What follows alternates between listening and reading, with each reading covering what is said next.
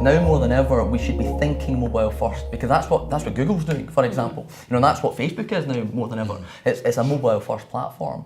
And the basics include, does your site properly work on mobile? Not does it work, does it properly work? What I call kind of thumb scrolling. Can I pick it up in one hand and just scroll it with my thumb and click on things that are important without having to use my second hand and pinch and zoom and have a challenge clicking on things? So mobile responsiveness is absolutely critical now more than ever. A couple of years ago, we brought in a new website, new content management system. Since we've made it more responsive, better for mobiles, and added a few other, components to the website, we're definitely getting an awful lot more business through the website. We tend to sit on wider screens, and that's what we see all the day. And we forget that the customers are not seeing it like that. So just get into the habit of trying to emulate the customer journey. You could talk about website speed, critical now for the customers, but also for search engine optimization, which I know we'll talk about shortly, I'm sure. You can talk about, simply having the content management system. The fact that you've got WordPress means that you'll make changes. If you don't have content management system, if you're still reliant on HTML code or arm twisted by some sort of developer designer, held to ransom. And what, we shouldn't joke about that because it's still so common. There are a lot of developers out there don't give logins now. Sometimes for the right reasons.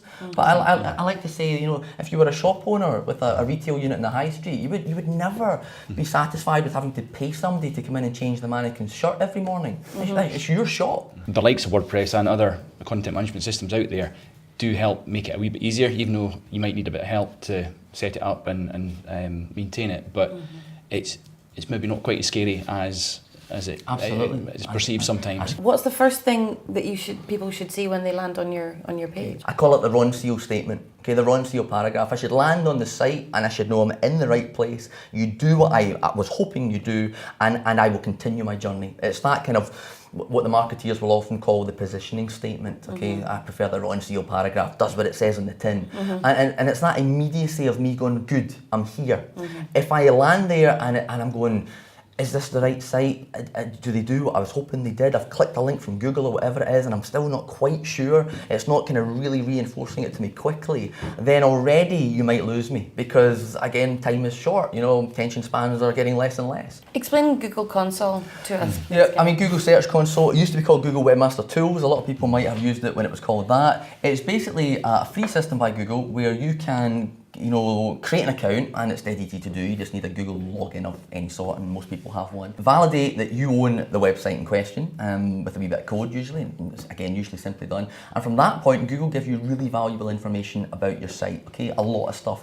For me, the main value is it tells me what words they are actually using to land on the website. So if I think they're coming because they're looking for digital strategy consulting, and the problem is we make assumptions as business owners. We call it that. That's what I want to sell more of. So I'll make sure that that's what I call the site, and I mention that loads. But the reality is, Google Search Console will tell me actually, look, nobody does, or if they do, look at the volume of it. So it gives me the facts.